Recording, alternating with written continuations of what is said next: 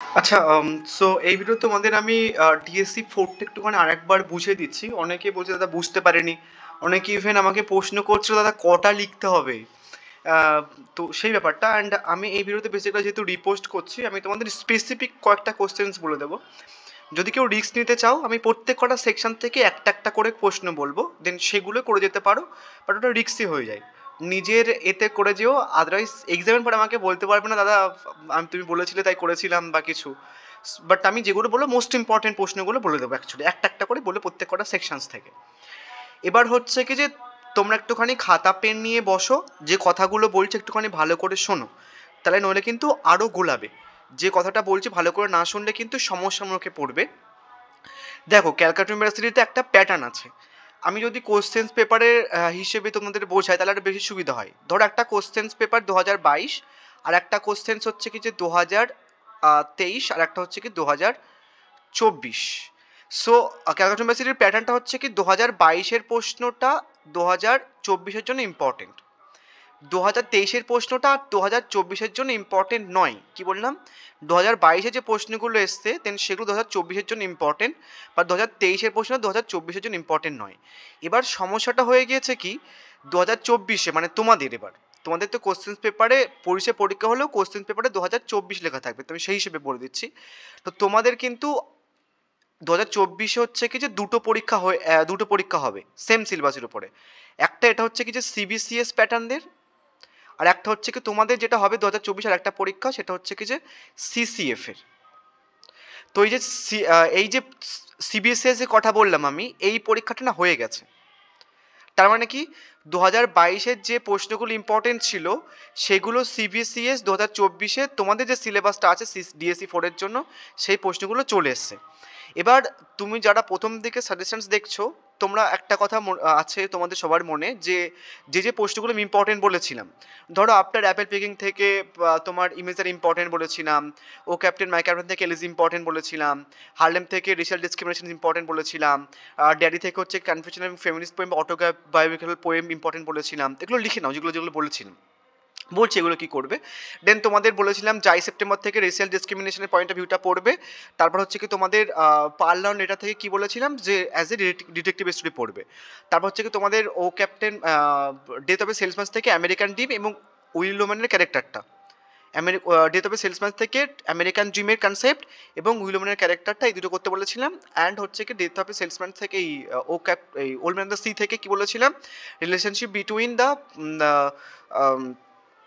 Manolin এবং হচ্ছে কি যে স্যান্টিয়াগোর যে রিলেশনশিপটা সেটা এবং স্যান্টিয়াগোর ক্যারেক্টারটা, এই কটা ইম্পর্টেন্ট বলেছিলাম। তো ওই প্রশ্নগুলো এদেরও কিন্তু ইম্পর্টেন্ট ছিল। তো কিছু কিছু প্রশ্ন যে ইম্পর্টেন্ট প্রশ্নগুলো তোমাদের এদের বলেছিলাম মানে তোমাদের বলেছিলাম সেগুলো এদের চলে এসছে। মানে যেমন ধরো হচ্ছে কি যে তোমার ড্যাডি থেকে কনফিউশনাল পোয়েম এবং অ্যাজ এ ফেমিনিস্ট পোয়েম চলে এসছে। নেক্সট হচ্ছে কি যে তোমার পার্লয় লেটার থেকে অ্যাজ এ ডিটেকটিভ স্টোরি চলে এসছে।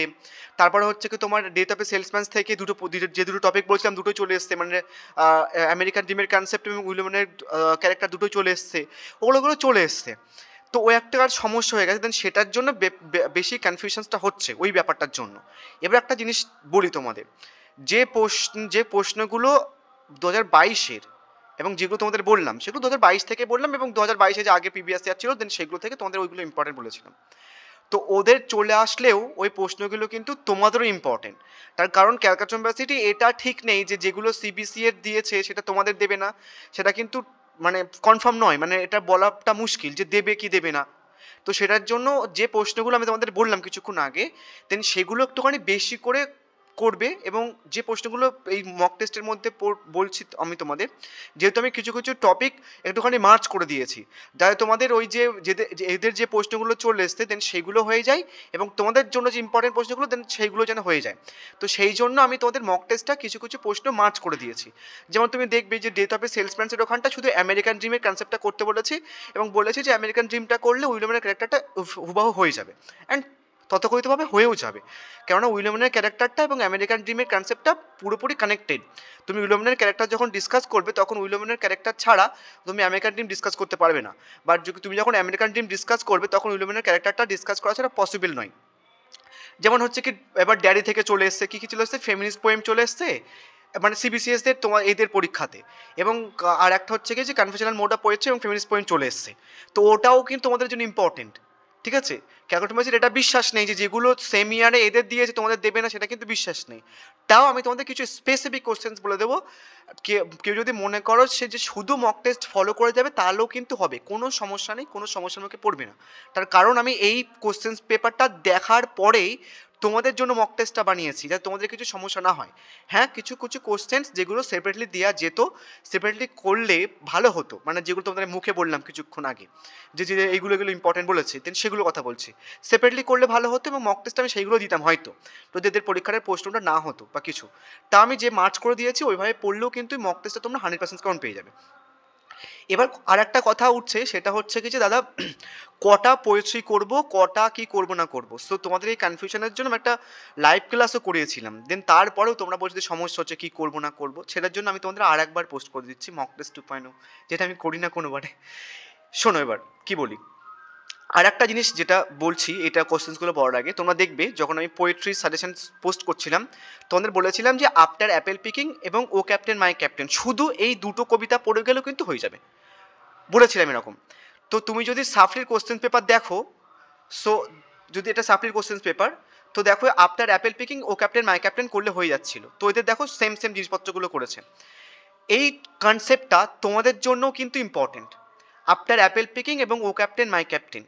সো কেউ যদি মনে করো, একটা জিনিস তোমাদের বলে দিই, অনেকে কনফিউশন হচ্ছে, তোমাদের পোয়েট্রি সেকশনস থেকে ইউজুয়ালি 4টে কবিতা আছে তোমাদের, 4টে কবিতার মধ্যে থেকে যে কোনো 3টে কবিতা থেকে 3টে 15 মার্কসের প্রশ্ন দেবে, যে কোনো একটা করতে হয় 15 মার্কসের। আরেকবার বলে দিই, তোমাদের যে 4টে কবিতা, after apple picking, O captain my captain, daddy আর হালডিম, এই 4টে কবিতার মধ্যে থেকে যে কোনো 3টে কবিতা থেকে প্রশ্ন আসবে 15 মার্কসের, 3টে মোস্ট প্রবাবলি, দ্রুত থেকেও দিতে পারে, বাট সব থেকে বেশি আসার চান্স 3টে থেকে আসার। সো 3টে 15 মার্কসের প্রশ্ন আসবে, যে কোনো একটা 15 মার্কসের অ্যান্সার তোমাকে করতে হবে পোয়েট্রি সেকশন থেকে। এটা একটা সেকশন, পোয়েট্রি কিন্তু বাদ দেওয়া চলবে না, এখান থেকে কিন্তু তোমাদেরকে একটা প্রশ্নের উত্তর করতে হবেই হবে, বোঝা গেছে? সো তুমি এখান থেকে যদি কেউ বেশি রিস্ক নিতে চাও, তাহলে তোমাকে বলবো যে আফটার অ্যাপেল পিকিং এর প্রশ্নগুলো দেখে যেও। আদারওয়াইজ যদি একটুখানি কম রিস্ক নিতে চাও, তাহলে দুটো পোয়েট্রি দেখে যাবে। যদি মনে করো রিস্ক নেবই না আমি, তাহলে 3টে পোয়েট্রি দেখে যাবে, বোঝা গেল?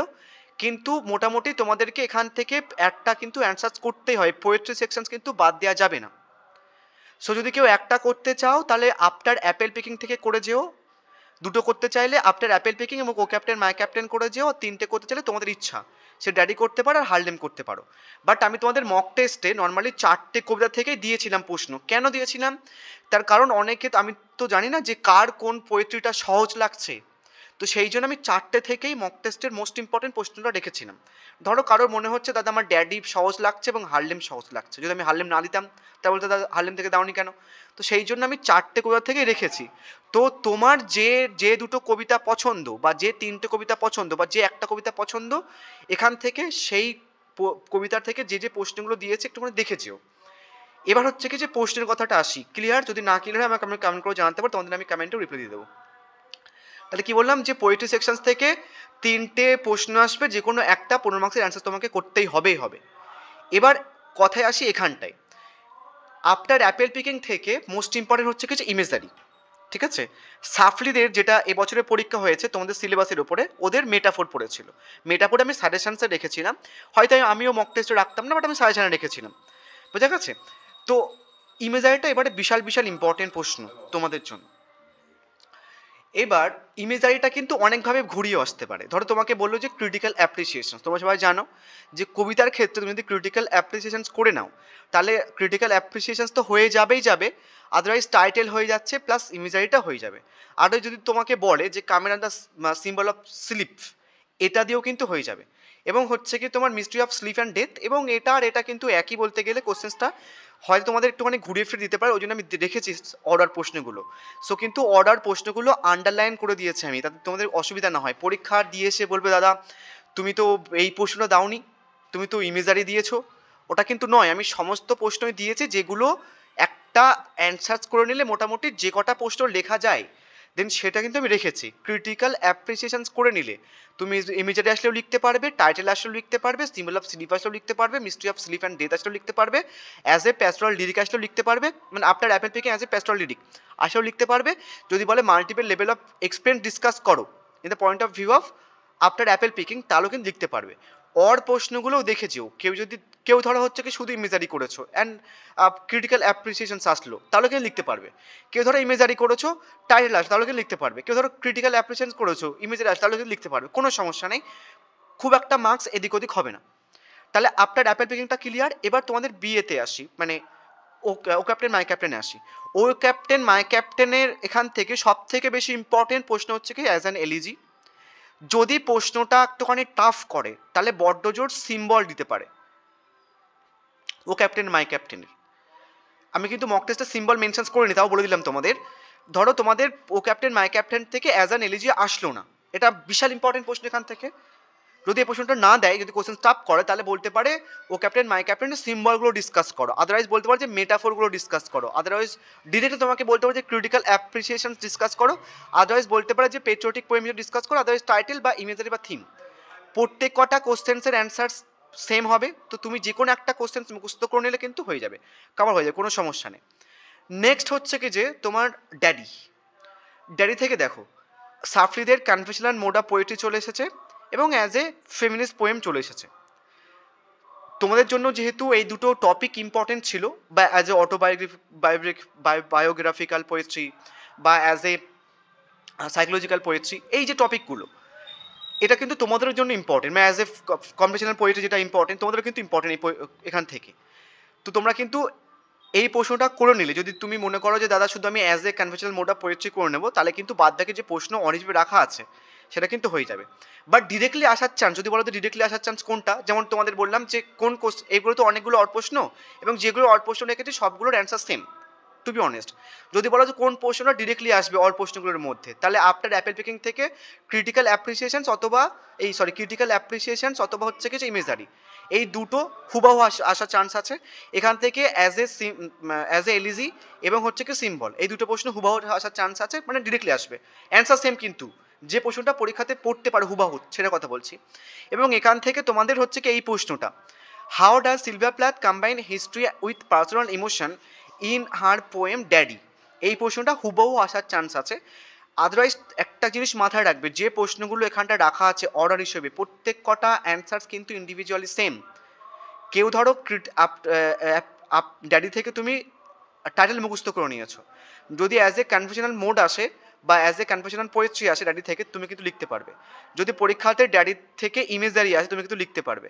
যদি অ্যাজ এ ফেমিনিস্ট পোয়েম আসে, তুমি কিন্তু লিখতে পারবে। অ্যাজ এ অটোবায়োগ্রাফিক্যাল পোয়েম লিখতে পারবে। আদারওয়াইজ যদি এই প্রশ্নটা হুবাহু আসে, how does the Plath combine history with personal emotion, এটা কিন্তু হুবাহু আসে, তুমি লিখতে পারবে যেটা মুখস্থ করেছো। তার কারণ প্রত্যেক কটা পোয়েট্রির ক্ষেত্রে ক্রিটিক্যাল অ্যাপ্রিসিয়েশনস লিখলেই কিন্তু মোটামুটি হয়ে যায়। এবং তুমি যখন as a conventional mode of poetry discuss করবে, তখনটাই তোমাকে টোটাল পোয়েট্রির সামারি ডিসকাস করতে হবে। সো কোনো একটা অ্যান্সারসে, পোয়েট্রির ক্ষেত্রে কোনো একটা অ্যান্সারসে সামারি ছাড়া অ্যান্সার পসিবল নয়। তো যখন তুমি ইমেজারি ডিসকাস করবে, তখনও কিন্তু তোমাকে সামারি ডিসকাস করতে হবে।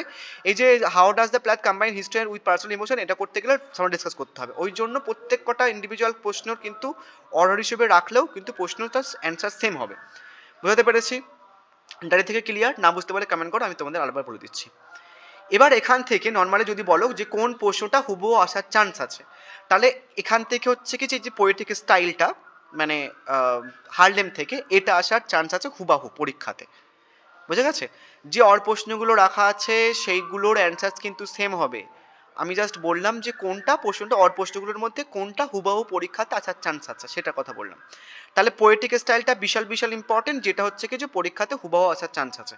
যদি পোয়েটিক স্টাইলটা না দেয়, তাহলে ইমেজে দিতে পারে বড্ড জোর। ঠিক আছে?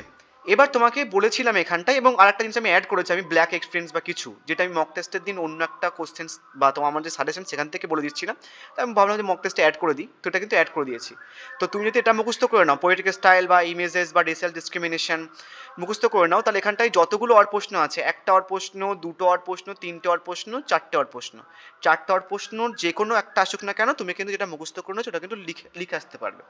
এখানটায় একটা মডিফিকেশন করলে বা মডিফাই করলে অ্যান্সারটা ভালো হয়।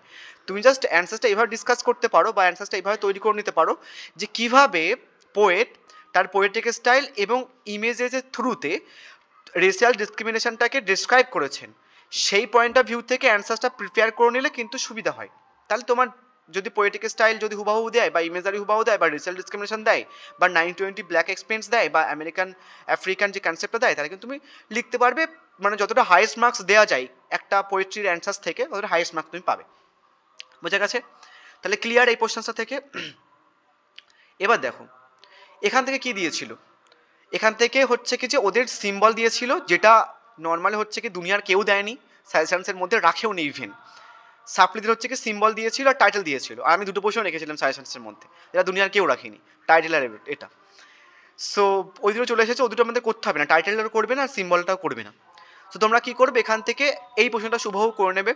এবার আমি তোমাদের এখান থেকে একটা বলবো, পোয়েট্রি থেকে তোমাদের একটা বলেছি, আমি কি বলেছি যে তুমি আফটার অ্যাপেল পিকিংটা করে যাও, বাট ওটা কিন্তু রিস্ক হয়ে যাবে। কেউ যদি রিস্ক নিতে চাও তাহলে করতে পারো, আদারওয়াইজ কিন্তু আমি তোমাদেরকে বলবো না। দুটো করে নিলে খুব ভালো হয়, তাও একটু রিস্ক, তিনটে করে নিলে কোনো রিস্ক নেই। কেন বলছি, তো তিনটে দেয়, তো ধরো দুটো করেছো, পনেরো তুমি কমন পেয়ে যাবে হুবাহু, কোনো সমস্যা নেই।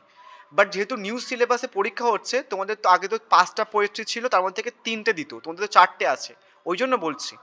যদি দুটো দেয় তাহলে একটু অনেক সমস্যা হয়ে যাবে। বাট আফটার অ্যাপেল পিকিংটা মোস্ট ইম্পর্টেন্ট, ওটা পরীক্ষাতে নর্মাল আসার চান্স আছে সব থেকে বেশি।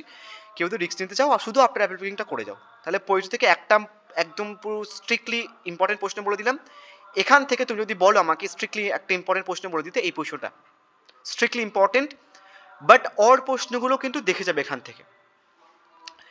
কি অর প্রশ্ন, a man can be destroyed but not defeated, এটা নর্মালি লাইনটা হুবাহু তুলতে পারে, আদারওয়াইজ বলতে পারে যে ক্যারেক্টার অফ স্যান্টিয়াগো, আদারওয়াইজ কিছু অর প্রশ্ন আমি রেখেছি এখানটায়, একটা অর প্রশ্ন। এবং অর প্রশ্নগুলোর মধ্যে আর একটা ইম্পর্টেন্ট প্রশ্ন, এটা কিন্তু অ্যান্সার সেম হবে যতগুলো অর প্রশ্ন আছে।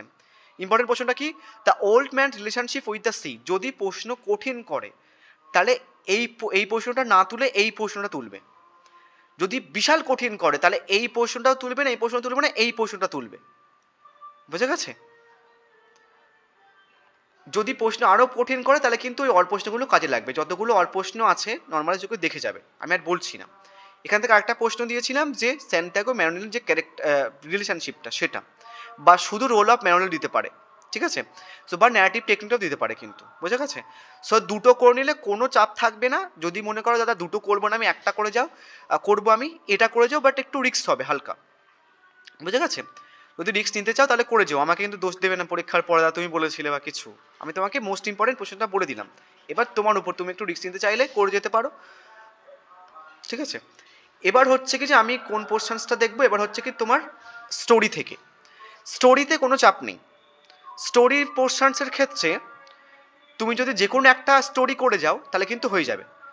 দুটো স্টোরি থেকে দুটো প্রশ্ন দেবে, যে কোনো একটা স্টোরি থেকে তোমাকে প্রশ্ন অ্যান্সার করতে হবে। যেটা ক্যালকাটা ইউনিভার্সিটি এর আগে 3টে গল্প ছিল, জানো তো? 3টে গল্প থেকে যে কোনো দুটো স্টোরি থেকে প্রশ্ন দিত, যে কোনো একটা অ্যান্সার করতে হতো।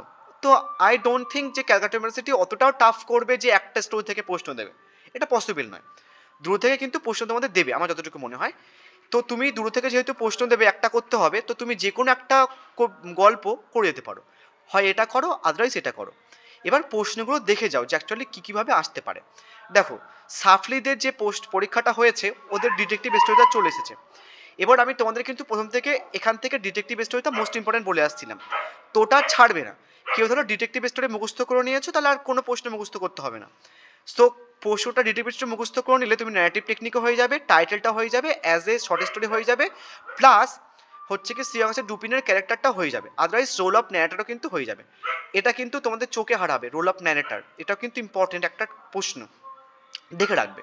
বোঝা গেছে? তো যে কোনো একটা স্টোরি করতে পারো, সেপারেট চাইলে সেপারেট করতে পারো, আদারওয়াইজ কিন্তু অ্যান্সার বলতে গেলে সেম। তার কারণ তুমি যখন ন্যারেটিভ স্টাইল ডিসকাস করবে তখন অ্যাজ এ ডিটেকটিভ স্টোরি যে কনসেপ্ট সেটা রাখতে হবে। যখন তুমি সাকসেসফুল ডিটেকটিভ স্টোরি ডিসকাস করবে তখন ন্যারেটিভ স্টাইলের থ্রুটা ডিসকাস করবে, তাই না? তো যখন তুমি অ্যাজ এ শর্ট ডিসকাস করবে তখন পুরো ওভারঅল কনসেপ্টটাই থাকবে। যদি টাইটেল ডিসকাস করো তাহলে কিন্তু পুরো কনসেপ্টটাই থাকবে। তো সেটার জন্য প্রত্যেকটা ইন্ডিভিজুয়াল অড প্রশ্নকে অ্যান্সার কিন্তু একটার সঙ্গে আরেকটা সেম। তো তুমি যে কোনো একটা প্রশ্ন করে নিতে পারো, হয় এই প্রশ্নটা করে নাও আদারওয়াইজ এই প্রশ্নটা করে নাও। বুঝা গেছে? যদি বলো এখান থেকে কোন প্রশ্ন দাদা হুবহু আসবে, অনেকগুলো তো আর প্রশ্ন আছে, কোনটা হুবহু আসার চান্স আছে, তাহলে ন্যারেটিভ স্টাইলটা, otherwise as a successful detective story, এই দুটোর মধ্যে একটা হুবহু আসার চান্স আছে। যদি বলো এখান থেকে বলো একটা প্রশ্ন যেটা হুবহু আসার চান্স আছে, তাহলে হচ্ছে কি যে representation of general class, otherwise title. তো এই দুটোর মধ্যে একটা কিন্তু হুবহু আসার চান্স আছে পরীক্ষাতে। বোঝা গেছে? তাহলে যে কোনো একটা গল্প করে যাও তোমার ইচ্ছা মতো, যেটা তোমার সুবিধা। এবার আসি এখান থেকে, কেউ যদি মনে করো দাদা আমি শুধু একটা প্রশ্ন করতে চাই ডেট অফ সেলসম্যান থেকে, এটা করে যাও চোখ বন্ধ করে, তাহলে কিন্তু হয়ে যাবে। কি কি রাখা আছে এখানটায় দেখো, তোমাদের আমি কি বলেছিলাম প্রথম থেকে, ডেট অফ সাপ্লিমেন্টস থেকে আমেরিকান ড্রিম এবং উইলমনের ক্যারেক্টারটা মোস্ট ইম্পর্টেন্ট, এবং সেই দুটো প্রশ্নই সাপ্লিদের যে পরীক্ষাটা হয়েছে, মানে এই যে পরীক্ষাটা হলো, এদের পড়ে গেছে। তো ওদের পড়লেও তোমাদেরও কিন্তু সেই দুটো টপিক ইম্পর্টেন্ট, উইলমনের ক্যারেক্টার এবং হচ্ছে কি যে মানে তোমার আমেরিকান ড্রিমের কনসেপ্ট। কেউ কারোর যদি উইলমনের ক্যারেক্টার এবং মানে আমেরিকান ড্রিমের কনসেপ্ট মুখস্থ হয়ে যায়, তাহলে ওই দুটো মুখস্থ করে হয়ে গেলে মানে তোমার নিশ্চিন্তায় থাকা, তোমাকে আর কোনো চিন্তা করতে হবে না, ওই দুটোর মধ্যে তুমি একটা তুমি পেয়ে যাবে। যদি উইলমনের ক্যারেক্টারটা নাও দেয়, তুমি আমেরিকান ড্রিমের কনসেপ্টটা পেয়ে যাবে, কেননা অনেকভাবে ঘুরিয়েও আসতে পারে প্রশ্নটা। বাট টোটালি ওভারঅল হচ্ছে কি যে ডেথ অফ এ সেলসম্যানসটা পুরোপুরি হচ্ছে কি আমেরিকান ড্রিমের কনসেপ্টের উপর বেসড। মোটামুটি যেমন প্রশ্ন আসুন না কেন, যদি প্রশ্ন অড টাইপের আছে তো ডিরেক্টলি আমেরিকান ড্রিমের কনসেপ্ট দিল না, যে কোনো একটা প্রশ্ন ঘুরে দিল, তুমি কিন্তু ওটা অ্যান্সার লিখলে কিন্তু হয়ে যাবে। সো কেউ যদি মনে করো এখান থেকে একটা প্রশ্ন করবো, তাহলে এটা করে যেও। এবার American dream, theme of American dream এবং ক্রিটিক অফ আমেরিকান ড্রিম কিন্তু আলাদা। থিম অফ আমেরিকান ড্রিম এবং ক্রিটিক অফ আমেরিকান ড্রিম ব্যাপারটা কিন্তু আলাদা। একটা ক্রিটিসিজম আর একটা হচ্ছে কি যে থিম। এবং আমেরিকান ড্রিমের কনসেপ্টটা সাফরিদের ক্রিটিসিজম পড়ে গেছে, তো তোমাদের থিমটি ইম্পর্টেন্ট। তো আমি রাখলাম অ্যান্সারটা কাইন্ড অফ সেম বলতে গেলে, মানে ডিফারেন্ট হলেও কয়েকটা কনসেপ্ট একই, তো সেই জন্য আমি রেখে দিয়েছি। আদারওয়াইজ তোমাকে বলতে পারে যে নর্মাল এই প্রশ্নটা তোমাকে একটা প্রশ্ন রেখেছি আমি, যে একটা theme of American dream, critic of American dream, এবং আর একটা প্রশ্ন রেখেছি সেটা হচ্ছে কি এটা, আর একটা দেখো প্রশ্ন রেখেছি সেটা হচ্ছে কি এটা, কি রেখেছি যে how does Willy's obsessions with American dream shape his tragic downfall, otherwise role of Will Loman. এবার তোমাকে আমি বললাম যে যদি সেপারেটলি করতে পারো উইল ওমেনের ক্যারেক্টার বা উইল ওমেনের ট্রাজিক হিরো, এটা যদি সেপারেটলি করতে পারো তাহলে তো ভালো হয়। যদি নর্মালি না করতে পারো, আমেরিকান ড্রিম মুখস্থ করলে তোমার কিন্তু উইলমনের ক্যারেক্টারটা হয়ে যাবে। তার কারণ উইদাউট আমেরিকান ড্রিম উইলমনের ক্যারেক্টারটা ডেসক্রাইব করা পসিবল নয়। তো সেটার জন্য মোটামুটি তুমি সেপারেটলি না করলেও তুমি যদি আমেরিকান ড্রিম করে যাও তাহলেও কিন্তু হয়ে যাবে, কোনো সমস্যা নেই। একটা একটুখানি ক্রিটিক্যাল প্রশ্ন আসে, সেটা হচ্ছে কি যে death of a salesman as a absurd drama, বা বলতে পারে অ্যাজ এ মডার্ন ট্র্যাজেডি। এবার টোটাল যেহেতু ডেথ অফ এ সেলসম্যানসটা আমেরিকান ড্রিমের উপরে বেসড করা ম্যাক্সিমাম বলতে গেলে, তো সেই জন্য এই প্রশ্নটা আসলেও তুমি কিন্তু এটা লিখতে পারবে। তাহলে একটা প্রশ্ন থ্রুতে মানে আমেরিকান ড্রিমের কনসেপ্টটা পড়ে নিলে, উইলমনের ক্যারেক্টারটা প্লাস হচ্ছে কি যে তোমার অ্যাজ এ অ্যাবসার্ড ড্রামা বা অ্যাজ এ মডার্ন ট্র্যাজেডি ব্যাপারটা কিন্তু কমপ্লিট হয়ে যাচ্ছে।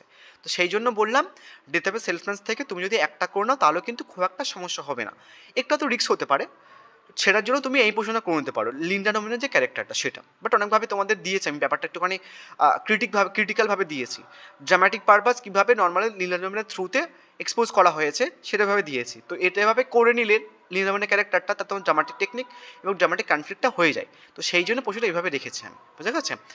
তো কেউ যদি রিস্ক না নিতে চাও তাহলে দুটো প্রশ্ন করে যাও, আর যদি কেউ রিস্ক নিতে চাও তাহলে হচ্ছে এই প্রশ্নটা করে যাও, কোনো সমস্যা হবে না। আদারওয়াইজ কেউ যদি মনে করো আমি একটাই করে যাবো দাদা, কোনো কিছু দরকার নেই আমি একটা করবো, তাহলে এটা করে যাও, সব থেকে বেশি ইম্পর্টেন্ট এটা। তাহলে আমি প্রত্যেক কটা পোর্শন থেকে কিন্তু সব থেকে বেশি ইম্পর্টেন্ট প্রশ্নগুলো বলে দিচ্ছি, ঠিক আছে? সেটা যেটা করে যেতে পারো যারা রিস্ক নিতে চাইছো। এবার আসি 5 মার্কসের প্রশ্ন। দেখো 5 যখন আমি মক টেস্ট বানাচ্ছিলাম তখন আমি ভাবছিলাম যে 5 মার্কসের প্রশ্নটা দেবো না অ্যাকচুয়ালি। তা কেন বলছি, তুমি যদি নর্মালি ঠিকঠাকভাবে 15 মার্কসের প্রশ্ন অ্যান্সারসগুলো মুখস্থ করে নাও, তোমাকে 5 মার্কসের প্রশ্ন না করলেও চলবে, টু বি অনেস্ট। কেন, তোমার 5 মার্কসের যে কটা যেমন ধরনের প্রশ্ন আসতে পারে, যে কটা আমি প্রশ্ন রেখেছি সেই প্রশ্ন থ্রুতে তোমার 5 মার্কসেরও কভার হয়ে যাবে। তো সেই জন্য 5 মার্কসের সেপারেট না করলেও চলবে। বাট তাও আমি তোমাদের হচ্ছে কি যে কয়েকটা 5 মার্কসের রেখেছি, যেগুলো তোমাদের অলরেডি 15 মার্কসের ওখানটাই কভার হয়ে যাবে। যে একটুখানি বুদ্ধি করে 15 মার্কসের প্রশ্নগুলো পড়ে নিয়েছো, সেপারেটলি 15 মার্কসের প্রশ্ন, এই 5 মার্কসের প্রশ্ন না করলেও চলবে।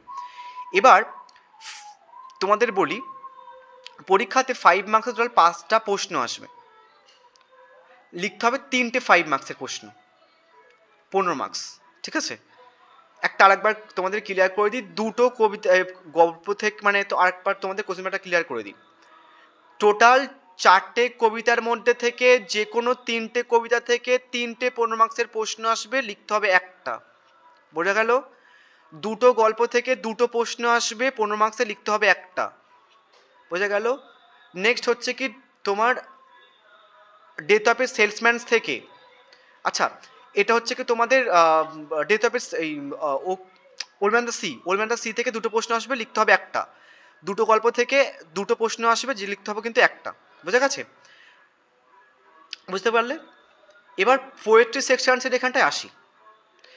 পোয়েট্রি সেকশনে তোমাদের কবিতা থেকে একটা প্রশ্ন দিতে পারে 5 মার্কসের, আদারওয়াইজ কিন্তু দুটো প্রশ্ন দিতে পারে 5 মার্কসের। ঠিক নেই, ক্যালকাটা ইউনিভার্সিটি 5 মার্কসের জন্য খুব একটা বেশি এক্সপেরিমেন্টাল প্রশ্ন দেয় না। বোঝা গেছে?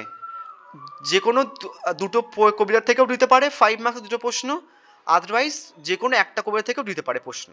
বাট একটা জিনিস মাথায় রাখবে, old man and the sea, death of a salesman থেকে প্রশ্ন থাকবেই থাকবে, এই দুটো পোর্শনস থেকে প্রশ্ন দেবেই দেবে, এই পোর্শনস থেকে। বুঝা গেছে? 5টা প্রশ্ন থাকবে, 5টা প্রশ্নের মধ্যে থেকে যে কোনো 3টে তোমাদেরকে করতে হবে। এবার ওই 5টা প্রশ্নের মধ্যে দুটো প্রশ্ন হয়তো কবিতা থেকে দিল, ডেথ অফ এ সেলসম্যান থেকে এবং ওল্ড ম্যান সি থেকে একটা একটা করে দিল, তাহলে হচ্ছে কি 4টে হলো, আর একটা হচ্ছে কি যে গল্প থেকে দিল। এমনও করতে পারে কিন্তু তোমাদের। তো সেটার জন্য আমি সমস্ত কবিতা থেকে যে কটা প্রশ্ন ইম্পর্টেন্ট ছিল আমি কিন্তু রেখে দিয়েছি একটা দাগের মধ্যে। এই দাগে কিন্তু শুধু একটা কবিতা থেকে প্রশ্ন নেই, সমস্ত কবিতা থেকে প্রশ্ন আছে। অর ফেস্টার লাইক এ শোর, এটা হারলেম থেকে প্রশ্ন, এই লাইনটা তুলে কিন্তু প্রশ্ন আসতে পারে এবং হুবাহু কিন্তু দিতে পারে। তো এই লাইনের প্রশ্নটা দেখে যাবে। নেক্সট পরের প্রশ্নটাও কিন্তু হারলেম থেকে, তাহলে প্রথম দুটো প্রশ্ন হারলেম থেকে মোস্ট ইম্পর্টেন্ট, 5 মার্কস আসার চান্স আছে। এবং এই প্রশ্নটা হচ্ছে কি বিগ অ্যাজ এ ফিসকো সিলটা ড্যাডি থেকে। নেক্সট প্রশ্নটা হচ্ছে কি তোমার কো ক্যাপ্টেন মাই ক্যাপ্টেন থেকে। নেক্সট হচ্ছে কি যে আফটার অ্যাপেল পিকিং থেকে। লাস্ট প্রশ্নটা হচ্ছে কি যে হারলেম থেকে। সো এই প্রশ্নগুলো কিন্তু কবিতা থেকে সব থেকে মোস্ট ইম্পর্টেন্ট প্রশ্নের মধ্যে থেকে বাছাই করা প্রশ্ন। যদি পরীক্ষাতে তুমি যদি কোনো প্রশ্ন পড়ে তাহলে এখান থেকে পড়বে, আদারওয়াইজ মোটামুটি ঘোরাবে, যেটা তুমি 15 মার্কস। এবং এই প্রশ্নগুলো কিন্তু তুমি যদি 15 মার্কসের প্রশ্ন করে যাও তাহলে কিন্তু হয়ে যাবে, এগুলো সেপারেট না করলেও চলবে। অনেকের কাছে ঠিকঠাক অ্যান্সার্স নেই, তাদের জন্য বলছি তোমরা জাস্ট এই লাইনগুলো তুলে যে চ্যাটজিপিটি থেকে অ্যান্সার্সগুলো তৈরি করে নাও। ঠিক আছে? যে প্রশ্নগুলো কবিতার নামও বলে দিলাম, তোমাদের সুবিধা হবে।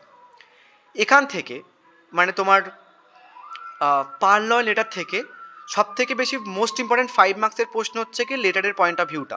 তোমাকে বলতে পারে যে what is significance of the letter, বা সিম্বলিজমগুলো ডিসকাস করো, পার্লয় লেটারে যে সিম্বলিজমগুলো ইউজ করা হয়েছে সেইগুলো, আদারওয়াইজ লেটারের সিগনিফিকেন্সটা।